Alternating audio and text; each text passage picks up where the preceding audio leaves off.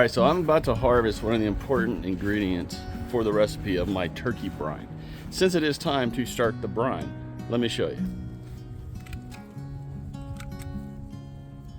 Now, isn't this an amazing part of having your own herb garden or your own herbs? Harvesting them when you need them. And rosemary for your turkey brine is a must.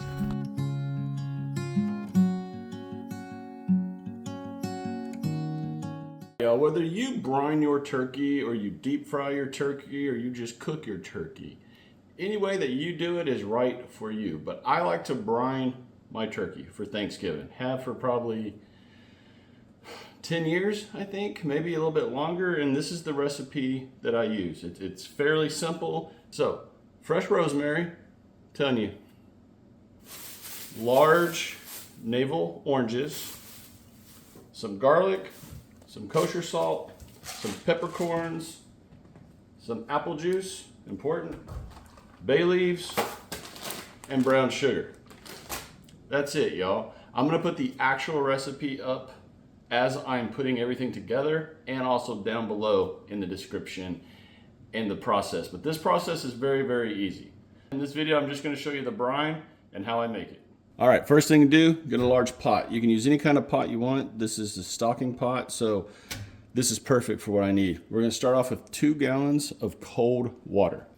Okay, one.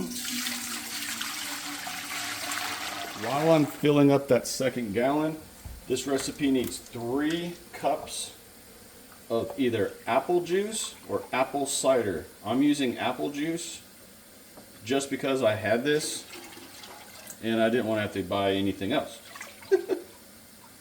So 3 cups.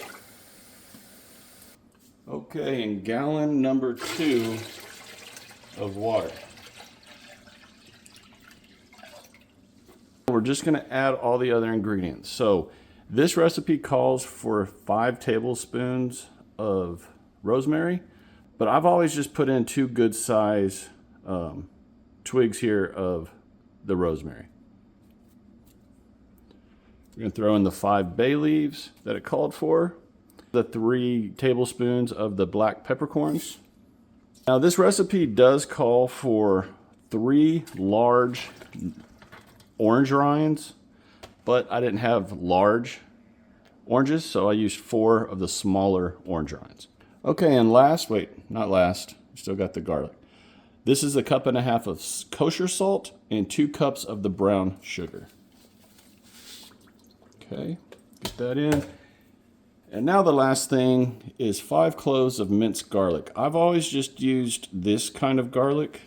And I've been making this for a long time, y'all, so I kind of have that down by sight.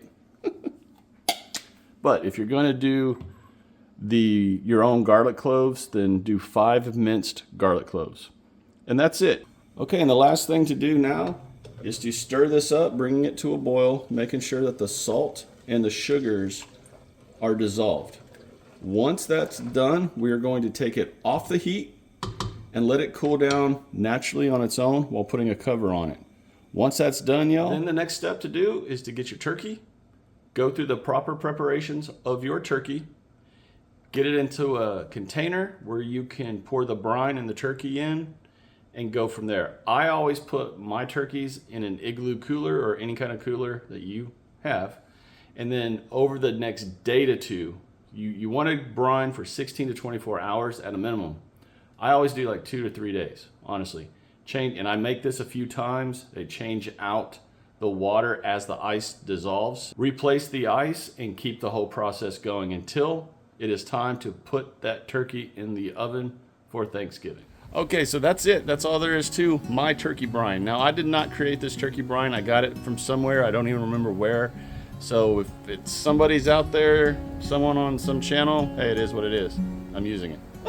But I'm not claiming that it's mine. But seriously, that's all there is to it, y'all. It's very easy. I enjoy brining. I enjoy this whole process, and hopefully you will too if you decide to use this brine. So hey, if y'all enjoyed this video, if you got anything out of it, if you learned anything from it, do me the 3 favors: share, like, subscribe to the channel if you've not done so already. And on behalf of my family to yours, everyone take care and God bless. We wish you the happiest of Thanksgivings, and we'll talk to you again real soon.